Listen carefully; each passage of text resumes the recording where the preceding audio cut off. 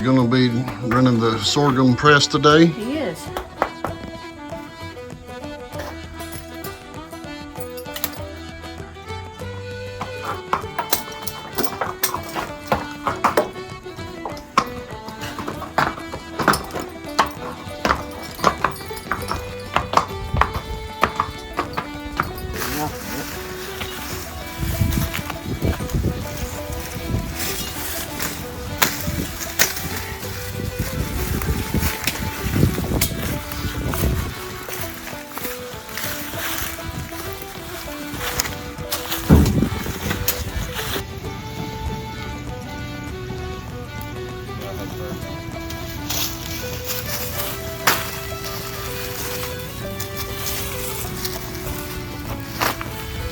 Four-foot strip all the way through is direct heat, but from right here over, right there over, there's no heat. But because it's way of that, so basically you could cook sorghum with only this pan. With only that. You could, or with only that one, or shorten it up. So it's just a matter of how much are you wanting to do, and how much you need to get done, you know, in a timely manner. So we're cooking about, what is it, 275 gallons of juice. About 275 gallons of raw juice per hour. Wow. So we're cooking 3,000 gallons of juice in about 12 hours. And 3,000 gallons of juice does about how many gallons of molasses? Around 400 finished gallons, depending on the sugar ratio. Right now it's better because of the dry weather. So there's less juice, therefore there's more sugar. So if you have quite a bit of rain, the juice content goes up and the sugar level goes down somewhat. And it's only because there's more liquid to boil out. Gotcha. So there's not any real good way of changing that. I mean, you just have to take what you get. Yeah. The only other things you can do is control by how ripe you let the cane get before you start harvesting. So More sugar, more ripe. right, the riper it is, the more sugar there is, until a certain point. When you get to that breaking point, nothing you do is going to matter because it's fully mature. It's not going to change. Other than Hi, I'm Eddie Gunther. I am the youngest out of John and Emma Gunther's family. I'd be Mark's youngest brother, Mark and Pete, and so we've introduced the family before. But this is my wife Ruth. Hello. And this is my brother David that we care for. I'm actually his legal conservator. At this time, Mom and Dad left that to me to see to. So basically, want to talk today about a little bit about how that Ruth and I actually met a lot of years ago, 1993. In some ways, it feels like a long time ago. In other ways, it's just like yesterday. So Yeah, it's been a minute.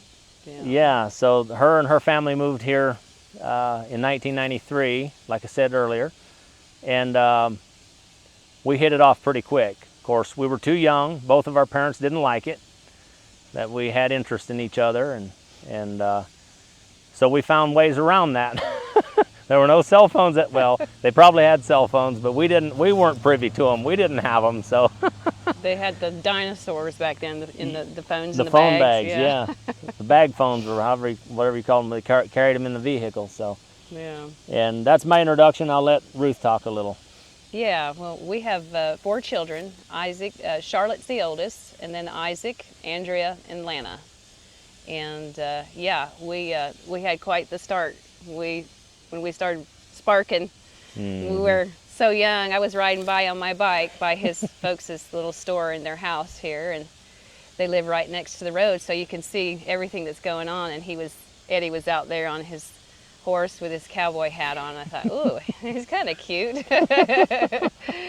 So it's kind of from day one we made eye contact, and our parents weren't too happy about it because we were so young. But how old were we? I think I was almost 14. Yeah. I was 13 still, and you would have been 14. Yeah. Yeah. 14. Yeah. Yeah. So we were very young. It didn't go very far at all in the beginning. You know, it was very. We just waited for chances where we could see each other go by or whatever. Yeah, until he got to be friends with my brother Abe. I figured that was the quickest way in. That was the easiest way to see me. You wait till he watches this. He would come over to see Abe but actually it was to see me. So There were a few of those Yeah. times, yeah. But yeah, so I don't know.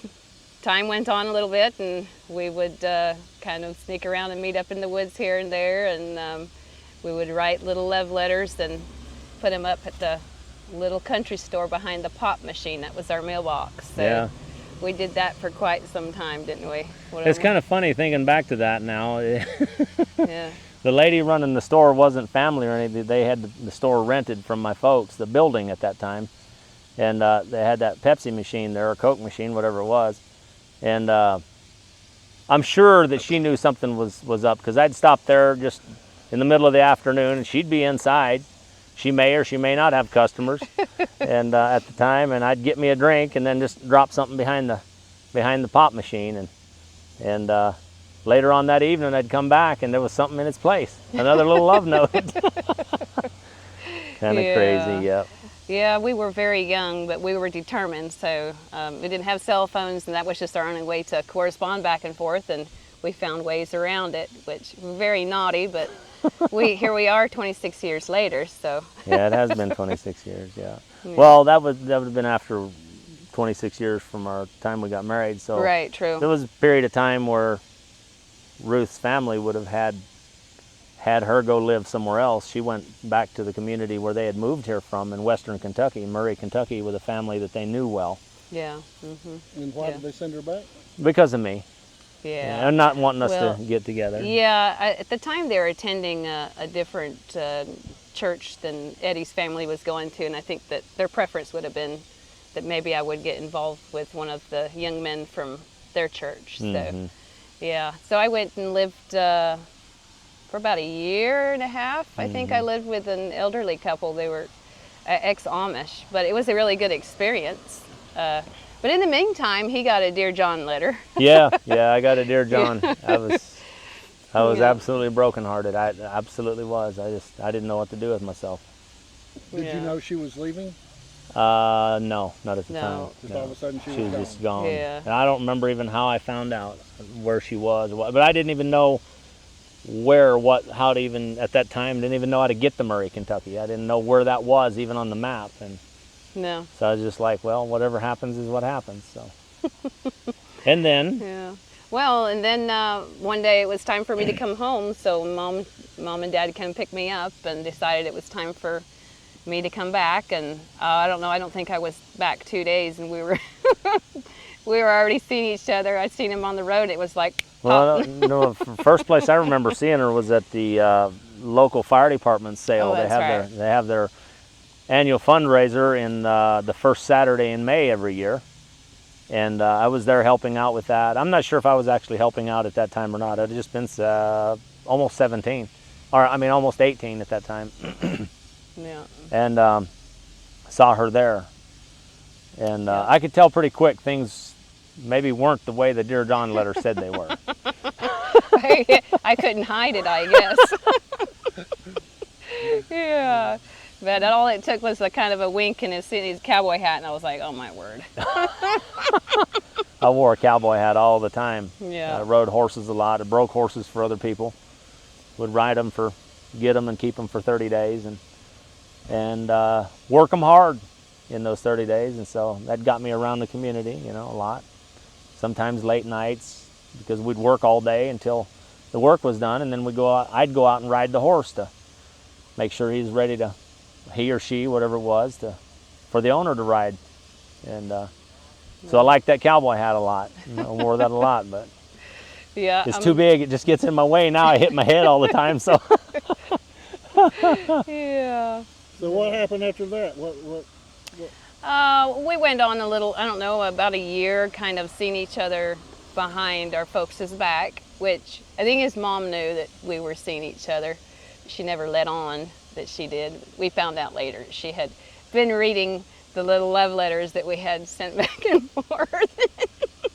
I wasn't smart enough to burn those, I guess, afterwards. I wanted to keep them for later, So yeah, but yeah, that we ended up eloping and Yeah. getting married. One day we were in trouble. I was in trouble, and so it a situation where I was going to have to leave again, and so we just decided we were going to go get married, and we drove to Kentucky, Marshall County. Well, Marshall actually, County? we went back to her. My sister's. Her sister was married at the time to. They're close to Marshall County, Kentucky. Yeah. And we heard that they'd let you get married underage there if you were 17. Well, they never even asked for an ID. I mean, so we lied about our age totally, completely.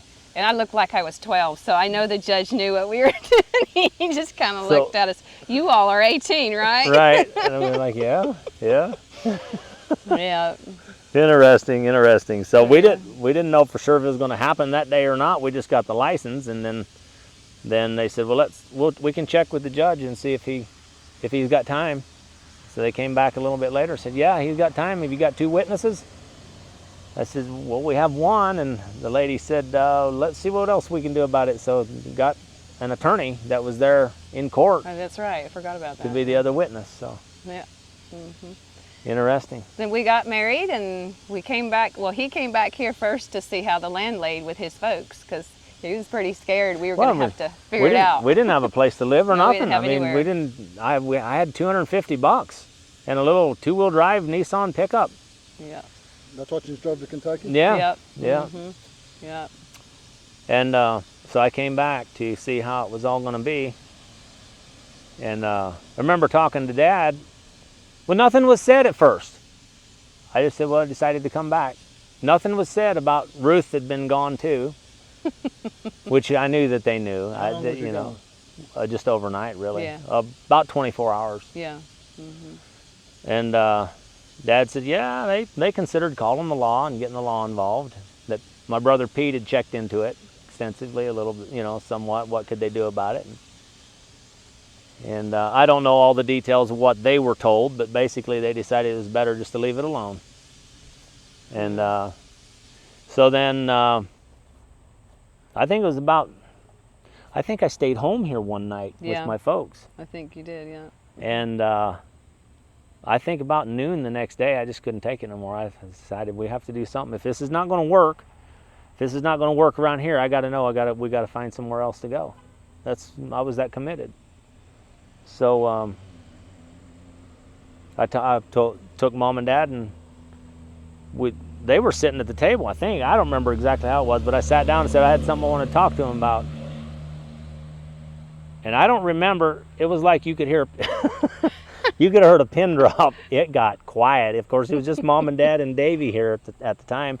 I was the last one, so all the other siblings were already moved out. I told them, well, that Ruth and I had gotten married the day before. And they were just quiet. They didn't have anything to say. And I'm trying to remember Mom's response. Your mom says, well, go get her and bring her back. Dad says, oh, okay. Dad said, he said, well, what are you planning on doing? I said, I really don't know at this point. I said, if it's not going to work here, I said, I guess I'll just go back up there and we'll make a life there or something. And Dad just sat back in his chair like this, and he said, go get your wife. It didn't take me long to get out of that chair. Yeah. And I was on the way back up there to get her. And so I stopped in Cookeville. I left, just headed that way. And I left, I stopped in Cookeville at a payphone. And a lot of you people, some of you folks watching this may not know what a payphone was. You might be young enough that you don't remember that. But I stopped at a payphone and used a quarter to call her and tell her I was on my way to pick her up. So we came back here and got started. We lived with my mom and dad for 4 months. About 4 months. And it was right starting sorghum season right then. When this all happened. This is the 18th of August when we got married, 1998. And so I knew we were very likely going to help with the sorghum crop, regardless. So during the time we were working, Dad and I were talking and wondering what are we going to need to. We've got to get a place to live somewhere somehow. And Dad was always very generous, always very. Yeah, he sure was. Yeah.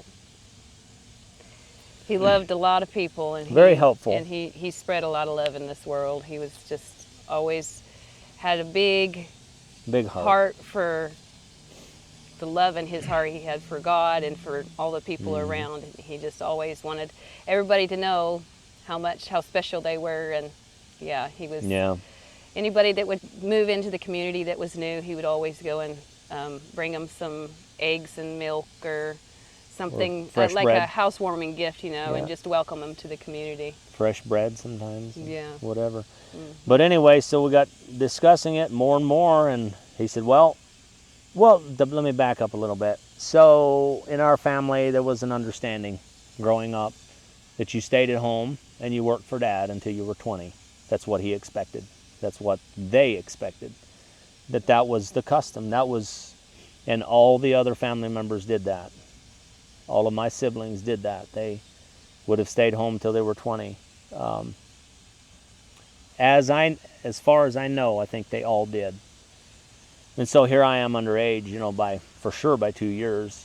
By law, it's 18. We all know that. But Dad and Mom went a lot by Old Testament rule or culture. They liked a lot of the things that the Old Testament in the Bible talks about, the young men and young ladies starting a life together. And so that was, and some people say that's 21, that's what that calls for. But Dad never did. He said, no, that's 20 as far as he was concerned. And that's the way Dad grew up, is he stayed with his folks till he was 20 and worked for them. And at a certain point, from our youth on up, when we would go out and work a public job, not necessarily public job, but he never did let us get a full-time job away from the farm, from helping him. But if we went and helped someone out for a few days or however the arrangement was, he would allow that. But Dad got half the income that we would get paid. So we knew when we came home that we owed Dad half the money that we made and earned. And so all the other siblings did that. So I was the first and the only one, as far as I know, that didn't stay with that. We got married, and then it was time to move on. And so he never made a big deal about that. I felt bad in a lot of ways for my siblings, them having had done that, and then here I come along. I was told anyway that I got away with murder because I'm the youngest. They'd say, well, you do. It's just obvious. We all know you do. And it remains to be true with our youngest. Our children, our older children, say that she gets away with it to anything. And so me being the youngest, I kind of take up for a little bit more, and I say, I know what it's like to be there. That's not all totally true. So yeah. But anyway, so, and to finish that thought though, so Dad had always, bought a lot of land. I say a lot of land. He had several hundred acres total that he had accumulated up through his years of working. He worked a sawmill and had his own sawmill. I guess we've talked about that in other videos. But so he had accumulated land, and so where we're sitting right now at the sorghum mill on this side of the road is about 98 acres, 98 acre piece. The original piece was bigger than that, but there's details we don't need to go into. The remainder piece was about 98 acres, and he had been talking already about splitting that 98 acre piece between my brother Jonah and I. So he said, well, it's way early from what we were going to do, but he said, with some understanding, he said, we'll put you a house over there on this piece. You're going to inherit that anyway. However, because, I remember him telling me this once, because you took out here before your time, now I've got something to ask of you. That when you live on that, you will see to helping me farm until I can't go anymore. You and I will work together, and you will, in my own words, carry the load that I can't carry in my old age. Mm-hmm. And so, at the best of my ability, I've completed that with him. Yeah. So there was a lot of times where that felt a little unfair. if you will. It seemed like I paid a lot longer than if I'd have just stayed till I was 20. But Yeah. that was good. It was good. And so now he's gone, and it's like, it's just a memory. You know, it's in the past. All of those things are in the past. Really, all we have is this moment. We don't have the past. We don't have the future. I don't. I take my life that way. I do not have the future. Yeah, I've got things that I dream about and would like to move on towards and accumulate and accomplish. But I don't have that. I don't have that yet. I have now, and what I do now is the most important. What I do and think at this point in time is the most important. It's the only place I have real, true value. So, let me ask you about growing up as Old Order Mennonite, which I guess they were done out of the church about the time, a little after you was born. They was no longer in the Mennonite church, but you still grew up that lifestyle, basically. Do you resent that? Absolutely not. No. They had let go enough of yeah, there was still a lot of that culture in my growing up years. I'll call it culture because it truly is. It's about things and do's and don'ts. They do have value. I'm not saying there's no value there. But I don't know, I guess raising our own children, I've come to understand and realize that the way that I thought things were when I was a kid with my parents is really no different than what my children tell me now, my older children, of how things were growing up under our household, not under our, but in our household, under my leadership, our leadership, that, you know, there was things they resented and didn't like, but that they've had to come to the place where they just let it go. But resenting it, no. At one time I would have, because I was in it and I didn't know anything else, and I just wanted to do what I wanted to do, type of a thing. We did resent it for years. Yeah. I think up until probably the last 10 years, maybe. Yeah, I did anyways, yeah.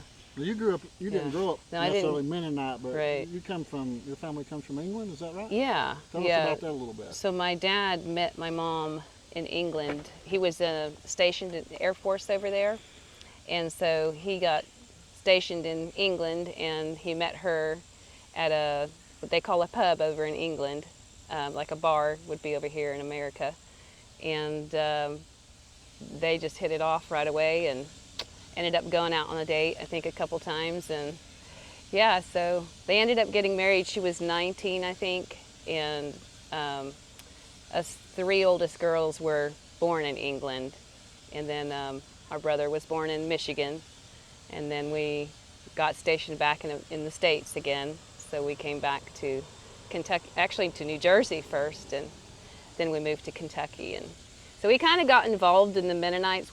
My folks were always very religious. We always would go to church, kind of more of a Baptist background, I think our belief was more. But we went from that to being introduced to the Holderman Mennonites, and we were driving by their house one day, going to town, and they lived probably about a mile. They just had moved in, and we seen these girls out there in dresses mowing the yard, and so my mom was very intrigued. She says, let's go take them some fresh bread and introduce ourselves, you know. And so that kind of started a friendship there, and they invited us to the little church they had going. And this was in Kentucky? This is in Kentucky, yeah. That's how we got started. So I would have been, when we started attending the Mennonite church, I would have probably been about 11 or 12, something like that. So I don't know, ever since they started going there, that was the only church they ever wanted to attend. We ended up moving here to Tennessee, of course, to Muddy Pond, and we attended the congregation they had here too. So that would have been my dad's preference, that I marry one of their church members at the time. But you know, that was just back then. He wanted the best. My mom and dad both wanted the best for their children, and they were doing the best they could. So yeah, I had quite a bit different lifestyle than Eddie did, but in some ways similar. You know, things like he didn't grow up with electricity for up until how many years before we were married? We really never did. I mean, Yeah. not formally. Like they had an extension cord run from the store Yeah. over to the house. That was an with a experience single for light me. bulb. With a single light bulb. When we got married, we had and stayed here with You them. had 2 light bulbs, didn't you? Well, we didn't even have it in the bedroom. We had kerosene lamps upstairs. Yeah. So. But I grew up with it. It was no big deal to me. I mean, Yeah. I wouldn't go back necessarily. I like my electricity now. You flip a switch, and as long as the bulb's working and everything's connecting, it's going to come on. Yeah. So yeah, I grew up a little bit different, but in a lot of ways similar. And it's just, I don't know, it's been a journey for me. I always used to just resent the lifestyle, but now I can appreciate it and look at it and see all the wonderful things it can do for family, and brings family together too in a lot of ways. So we try to keep a lot of the conservative views in our own lifestyle, but is a little bit more on a personal level, I think, than a church level. So yeah. But, So one thing I thought of that I did want to say, so Ruth's dad, when our relationship first started, actually, I don't know what age, how long it was into this. This is probably about the time that she left, just before I got the Dear John letter, that her dad came over to see me. And he made it very plain that I was to stay away from his daughter. Plain enough that he said he had a gun that would take care of me. He didn't even own a gun. So I found Probably out could have found one. my dad just kind of grinned a little bit. Dad was like, "Whoa!" I didn't know what to say. You know, I was a 16-year-old kid. I had never even heard of telling somebody something like that. I didn't know what to think, but Yeah. But anyway, it very much distraught him, because he had other situations with her older siblings that he didn't want to repeat in. Yeah. And he wanted to give me away in marriage. I think that was the big one. My 2 older sisters had left home and got married, eloped too. So we kind of have a history, I guess. it was a heartbreaker for them, Yeah, for it was. her family, for her parents. It's and very so hard for him. he passed away at the age of 57. Yeah. He had served in the United States Air Force for 21 years, and he had come in contact a lot with the Agent Orange. Worked on the jet engines. He was a mechanic. Worked on a lot of jets that had sprayed the chemical, and ended up with cirrhosis of the liver, and passed away at 57. Totally unfortunate. Yeah, it's been 21 years now. Isaac was just 3 months old when he was born. When Dad passed away, Isaac was 3 months old. So He talked to you. Did you not talk to him? I remember you said I something. did. Yeah, I had an opportunity. He was on his deathbed at the time. We did not know that. He was in the hospital. We knew he had something majorly wrong. I believe it was October the 22nd when he passed, either 22nd or 23rd of 2003. And 22nd. Ruth, we were in harvest, and we were working late nights, long days, period, just long days. And it was late one night when Ruth called me. I think I had just gotten a cell phone. And she called and let me know that her dad, it was not looking good for him. It never registered in my mind that it was that serious. I thought, he'll be all right shortly. He'll be okay. But I had this feeling I wanted to go talk to him. And so this had been some years already. We married in '98, and so this was 2003. So it had been about 4 years. And we had grown a relationship as such, but we never talked about that. We just never did.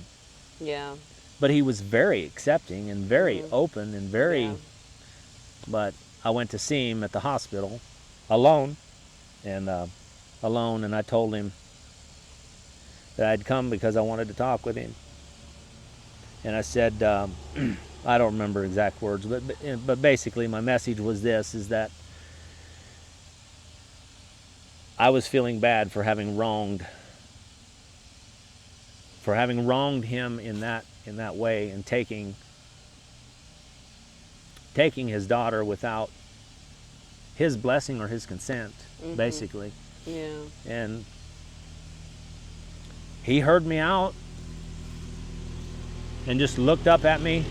He just looked up at me out of that hospital bed, and he said, I would have thought As I remember him saying, he said, I would have thought that you knew a long time ago I'd forgiven you for that.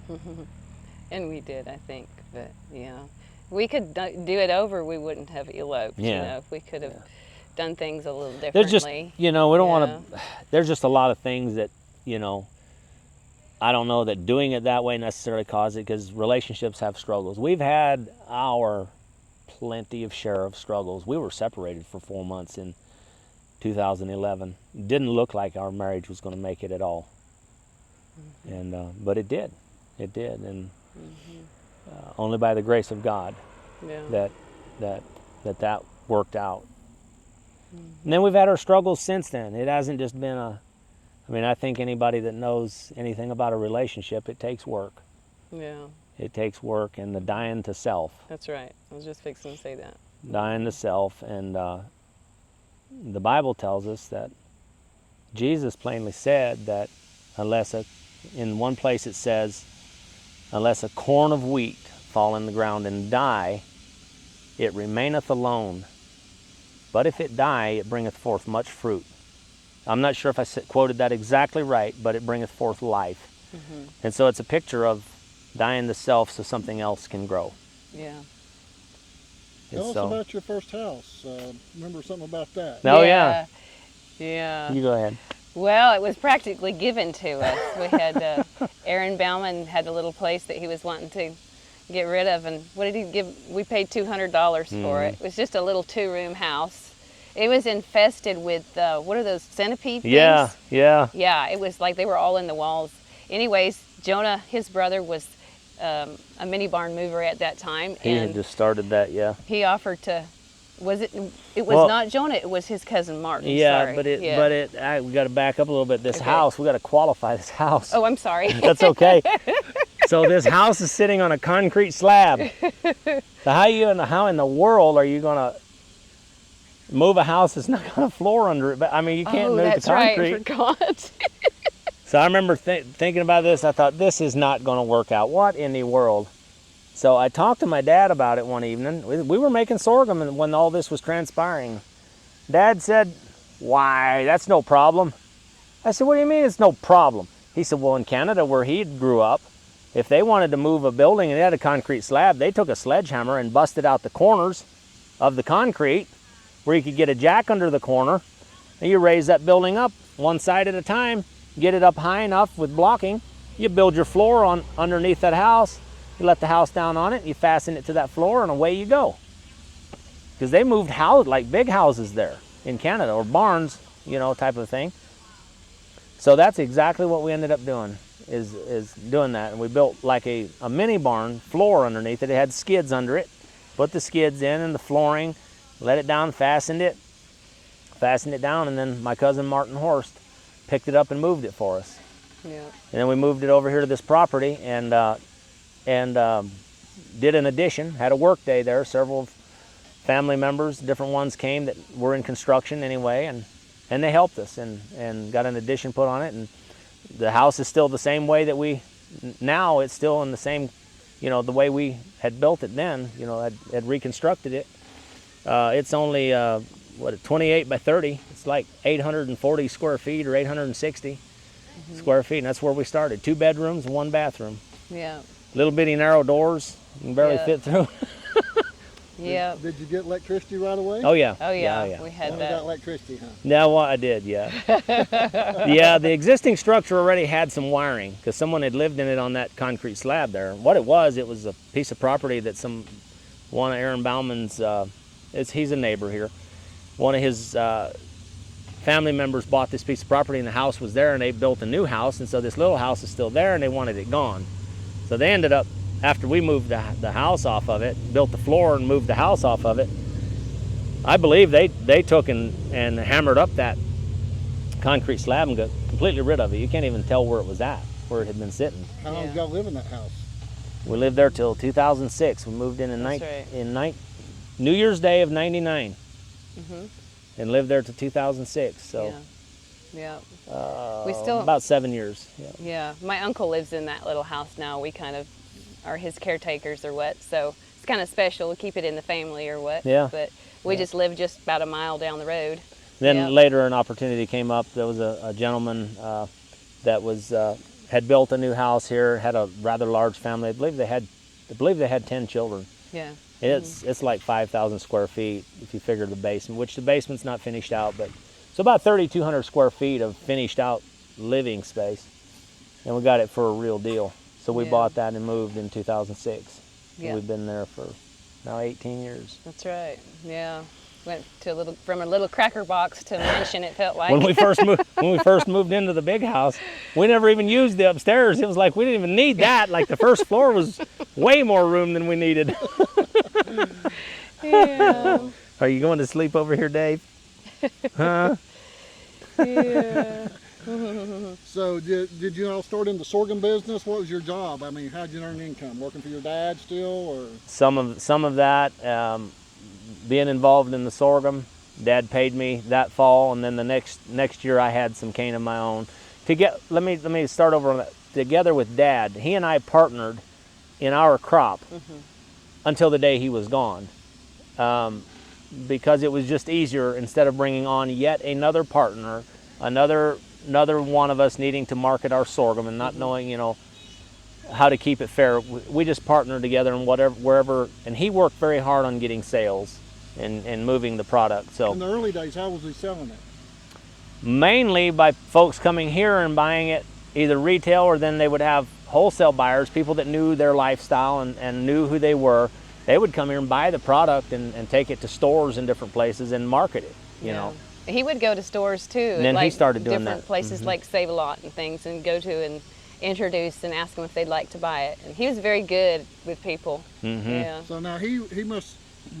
Let's back up just a little bit for people who maybe didn't see that second episode we did, Okay. where you kind of Mark talked a little bit about your dad buying a chainsaw was the reason that the family kind of got expelled from the church, because you couldn't keep up with enough firewood. We saw the wood being dumped today, how much wood you got to go through. Yeah. I couldn't imagine cutting that by hand and trying to have that ever fall. That would be full-time wood cutting.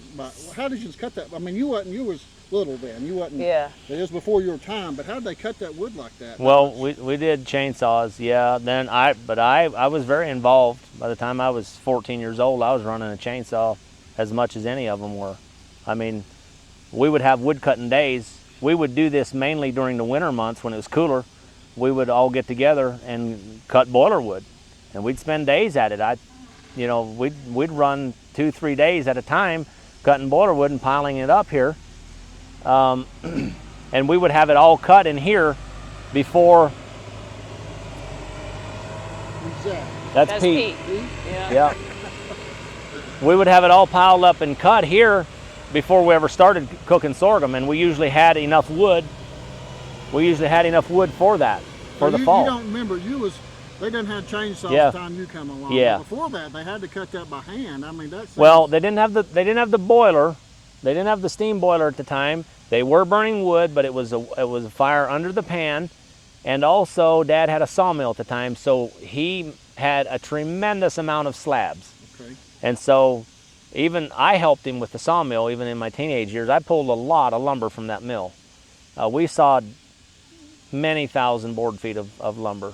And he would saw, and I'd pull the lumber and stack the slabs and stack the lumber and the cross ties and the pallet wood and whatever he was cutting. So there's a point then after that, after they was no longer part of the church, you got him a truck. Yeah, Yep. I remember the first truck. I do. Oh. Yes, Okay. I do. To his mama's dismay. Yes, She begged yeah. and begged him not to get that Yeah. truck. And I believe we talked about that in Yeah. meeting the Gunthers, that Yeah, first that's one right. where we Yeah. got together. But yeah, I remember it was a black Chevy pickup.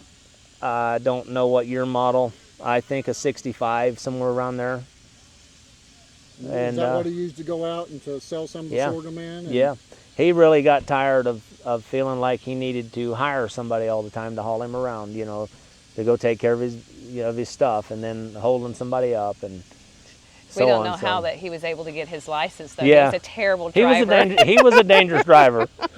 In my later years, I just if we went somewhere, I was driving. I just was not riding along. So now, your mom never took to the truck though, did she? No. She told him. Yeah. She told me that she had begged Dad. She said she got on her knees in front of Dad and asked him not to go that way and not to get a vehicle, because she just didn't like the road that it took you down, and that she had seen too much in her life, that she just didn't want a part of that. She called it modernism. And then she promised him at that same time, as I remember the story, that she would never ride with him as long as he was driving, if he bought a pickup and started down that way. And she never did. No, she never did. She never rode on the golf cart with him. No. It had to be somebody else that drove the vehicle, and then she would ride with him. She'd ride along, but not if he was driving. Not if he was driving. So, Okay. And yeah. she stuck to that. You know, there was a time in their later years that I thought one day, Mom's going to cave and she's going to ride with him on that golf cart, because it was, and somebody even suggested it. I don't remember the whole thing, but one of my siblings, I think it may have been Ben, said, get on there and ride with Dad. Go for a ride on the golf cart together with him. He'll get you out of the house or what? And I thought for a split second that she was going to cave on that, and she never did. She would not. She was, yeah. Man, was she ever, when she made a promise, she kept that promise. And she, she didn't change at all through the years. From the time that we were first married, she always wore the same type of head covering, the same type of, dress, cape style dress. And was it buttons? You couldn't have snaps or something like that. Yeah. She stayed the exact same for the whole time that we were married, and I knew her. So she was very, very firm in her beliefs. Yeah. Now, there was a story that was told, I think, by one of the brothers about the four-wheeler, that one of the brothers bought a four-wheeler and your dad bought that. Are you familiar with that? Your dad found the four-wheeler. Yeah, he found it. And, it was Pete that bought the four-wheeler. Pete had bought the four-wheeler. It was a little 125 Honda, as I believe it. I believe it was a Honda, 125. And he kept it back here in this old barn back here behind the sorghum mill. I don't know how he got it in here, how he got it in. You falling asleep on me over here? Don't fall over, buddy. You ready to go back to the mill? Anyway, he kept it hid back there. And I don't remember the whole deal. And he came out with it one day and was riding it around, and Dad had found it or something new about it. Oh, I forgot about He was very distraught. I remember him coming upstairs. It was bedtime. Him coming upstairs. Something about Dad coming up there and visiting with Pete about this four-wheeler. He was not happy about it. He thought that was just going too far. But it wasn't long, and that was kind of somewhat accepted. He didn't say anything more about it. He said, well, he guessed it was all right if he kept it back. As I recall the story, if he kept it back there and it wasn't seen, he wouldn't go off the rails about it. But didn't he get one himself though? Yeah, later. Then finally Leonard ended up buying the four-wheeler from Pete.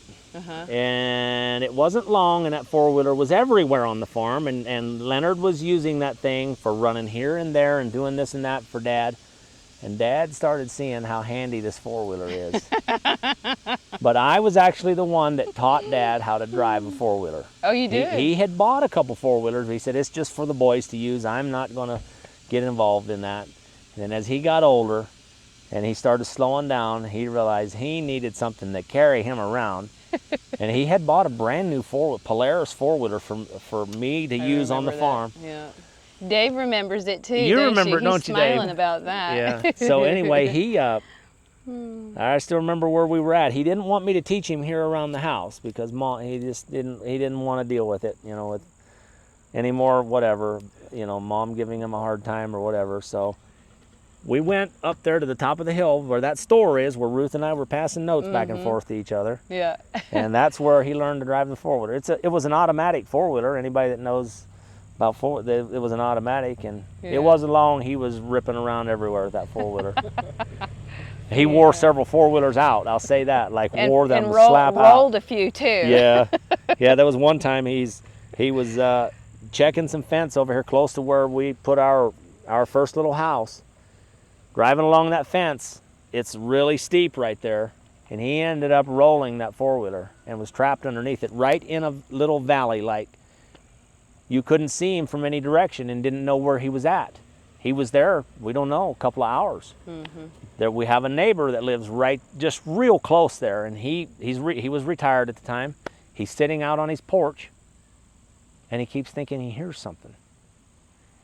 He finally looked at, he couldn't even see where he was at, and he was up on the hill pretty good. And the ditch was deep enough, he couldn't see down in that ditch. So he goes in the house and gets his wife, Cheryl, says, come out here, come out here. He said, I think I hear somebody hollering for help. But he said, am I losing my mind? And Cheryl listens for a little bit, and Dad hollered again. She says, no, that's somebody hollering for help. So they look around, they couldn't see anybody anywhere. So Charles, the only thing he thinks, he's like, well, he must be down, somebody must be down in that ditch. He goes and gets in his pickup and pulls down around there, drives into our hayfield and down in that ditch, and there he is, down in there. And I don't remember how but the four-wheeler was laying on him. He couldn't, he was pinned between the four-wheeler and the fence. It had rolled on him on the fence. He liked to ride the four-wheeler side saddle. He would sit, and so he was sitting on the lower side, and when it flipped, there he was caught in the fence, between the fence and the four-wheeler. Yeah. So just amazing things like that have happened to him. He rolled some of his pickups, had a gravel road. You know, this road was gravel for the longest time growing up. Mom had the store here already, the one that Holly runs now, and somebody had forgot their sorghum or something they had bought at the store. They paid for it and then left it sitting there. And they had just barely been gone. Dad was eating lunch, and Mom comes in and quickly told Dad what had happened. He just grabbed the stuff and in his pickup and down the road he goes. And the next thing we know, somebody else, I don't remember, one of my brothers, somebody found him. He went around the curve over here too fast, got sideways in the road, and the truck got up on the bank, rolled it up on its side. He never did catch the people, so I don't remember what worked out on that, but he was going to get them their stuff, you know. Wrecked his truck trying to catch them. He sure did, yeah. So tell us a little bit about how it works with you brothers. There's three of you brothers that do the sorghum now? We do, yes. It's Mark, Pete, and myself, and our wives and children. And so we each individually raise our own crop of cane. And then we just come together in the fall of the year to process it all. We all work together no matter whose crop we're cooking that day. We all work together on that. And then we're each individually responsible to move our own product, to market it. Yeah. So Mark markets his own, and Pete and Doreen market theirs, and Ruth and I market ours. Now, how do you market it? A lot of different ways. We have a website, is one way, and then tell us what that is. it's Gunther's Sorghum.com. Okay. And that's Gunther's plural, with an S. And we ship that, what we sell there. So when Dad and I were partners together, he had already established a pretty good market, and so I just inherited his part.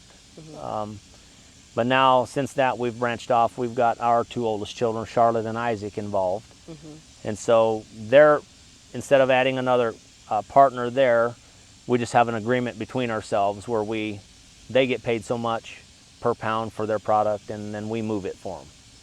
So it works out good. Right. You wholesale some too? You do any wholesale? Yes, Okay. yes. To Save a Lot is one. There's different buyers that come by and just buy, a few cases.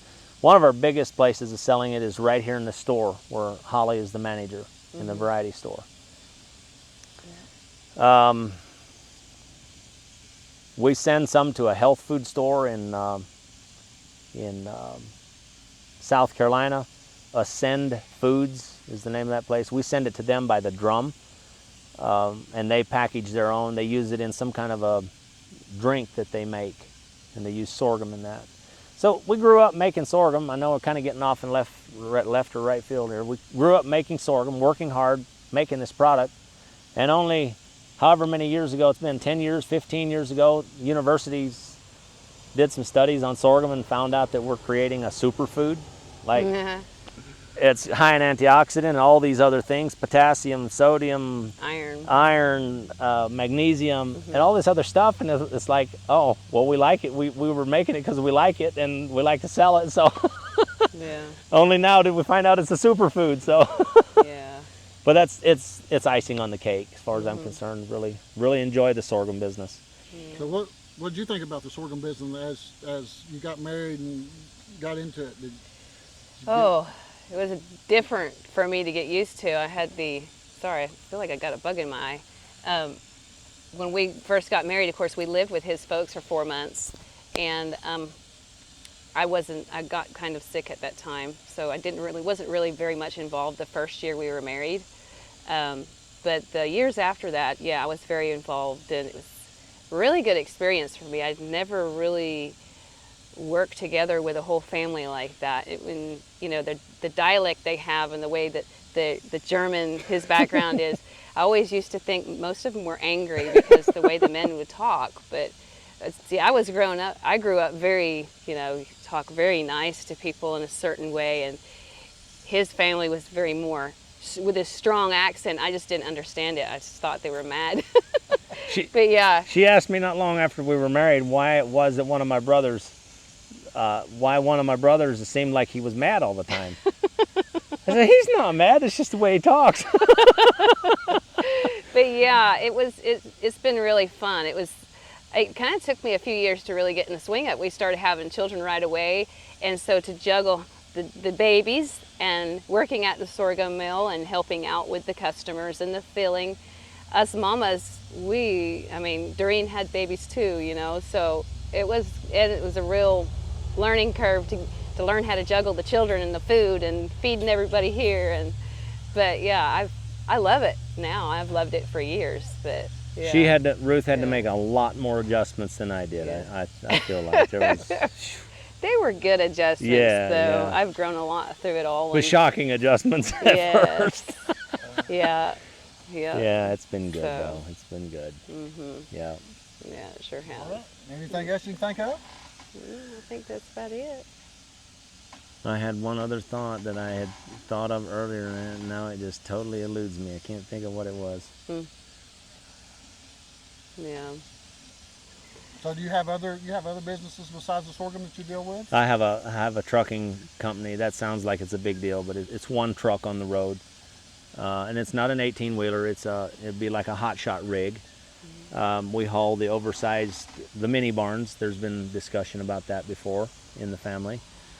So Nathan Elliott, actually Holly Elliott's husband, actually drives the truck and takes care of that end of the business for me. So it's a good experience. Yeah. He's been awesome. Eddie helps out a lot with helping take care of Dave now since he's got Nathan running on the road. So yeah, I've got a lot more time to help with taking care of Dave.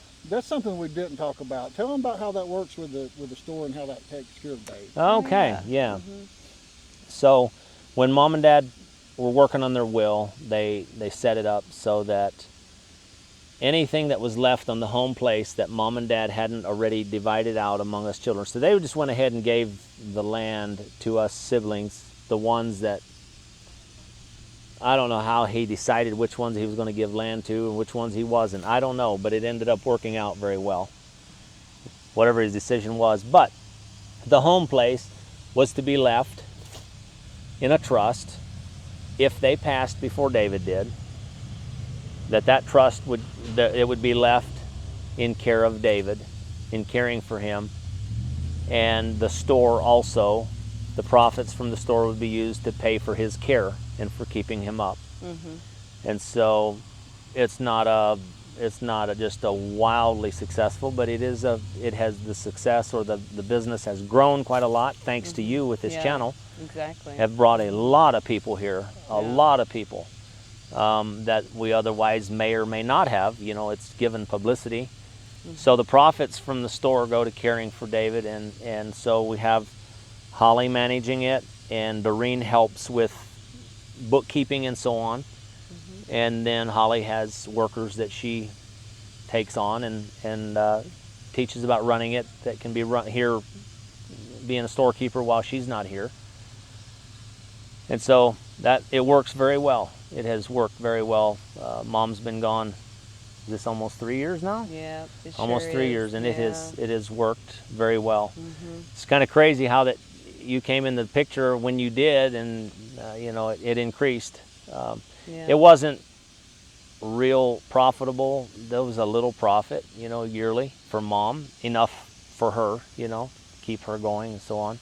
Mm-hmm. But with a lot of increased traffic, I would say at least 95 to 99% from your channel, people watching your channel. Yeah. And it's been a blessing. And coming through and checking us out. We've had people drive out here from Massachusetts and Illinois and Iowa, of all things. just Yep. then make a trip through here, these places that you have videoed and that Yeah. you've done stories on, and they want to come through and they make a couple days of it and they go around and see the different places like Arm Brooks, Yeah. I filmed and you the all other at places. Brooks bringing Yeah, food Yeah, that's over right. there. Yeah. Yep. The owner of the gym that I go to, her name is Thelma. She just loves you. She Oh, was yeah? going wanted Yeah. to come out today, but she wasn't able to make it. So Well, tell her I yeah. said hello. I will do that. Yeah. Sure But will. yeah, that it has been it's worked very well, and just so thankful for it because there's a great need out there for folks caring for the That's right. downtrodden, folks caring for those that can't help themselves. Mm-hmm. You know, I think that's overlooked largely. You know, there's not enough institutions, and the ones that are there, they absolutely rob you blind to put someone there, and then who's going to look after them for their best interest? It gets overwhelming taking care of someone like this. And my sister Judy, she is, bless her heart, she She's a helps blessing. us. I have legal guardianship over him, with him, but she shares the load with us equally. Like she has him a week, and then we have him a week. If something comes up, then we realize that we've got something coming up that we need to be changed out. We can rearrange our schedule.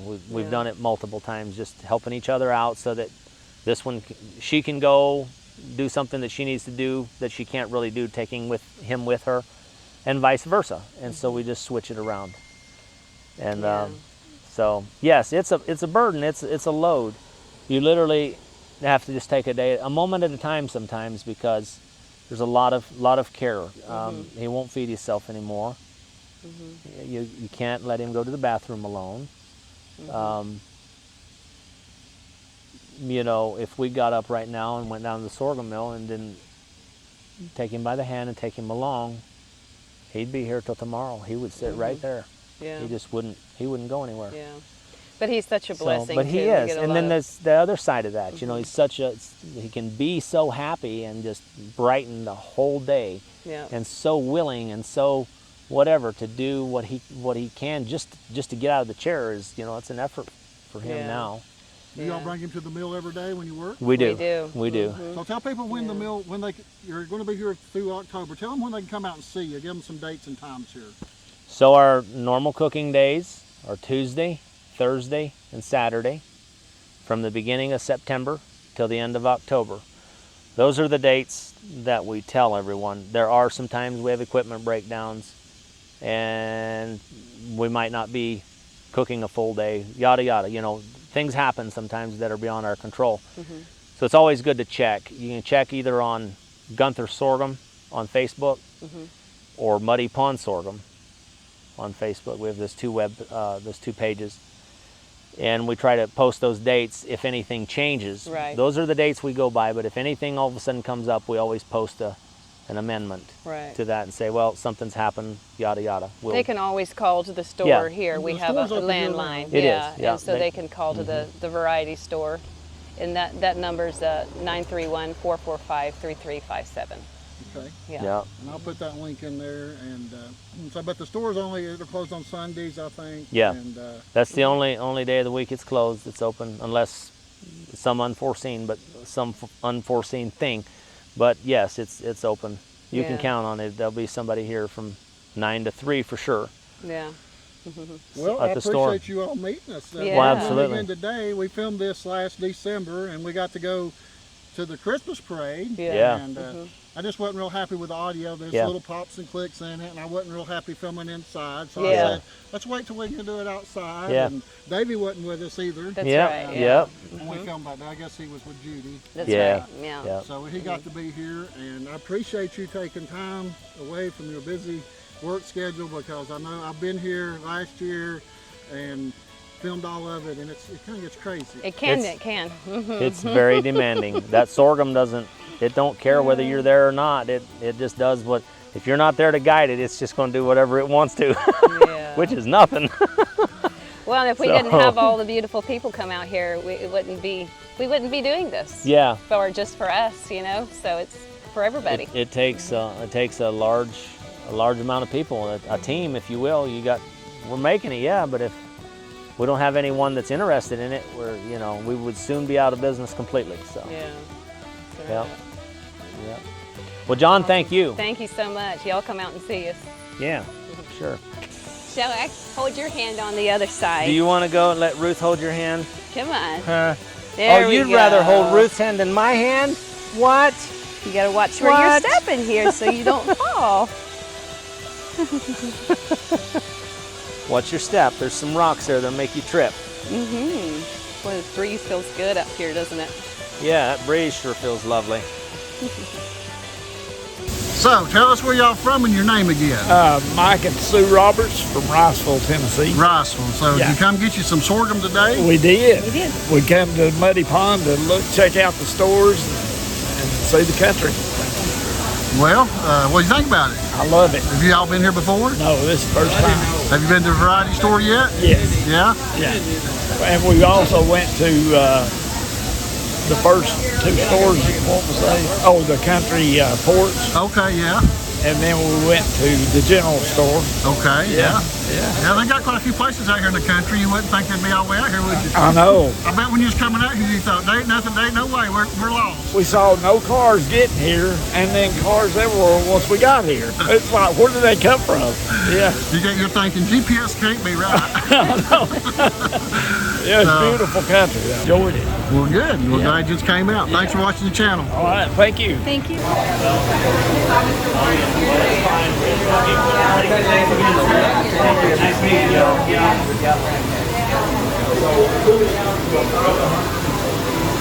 All right, he's all yours. So what's your YouTube video? It's called the Appalachian channel. Appalachian Channel. I can get you a card. Let me see. Where y'all from? Somerset, Kentucky. Oh, that's not too far. They're from Corbin. Corbin, yeah, that's not too far. Nah, not too far. I watched you back in the wintertime and tried to keep them pipes from freezing on that thing in the barn, wasn't you? Oh, yeah. You in a bank? Yeah. Yeah, they didn't have my garage door up, but I got the plastic up and it helped. Yeah.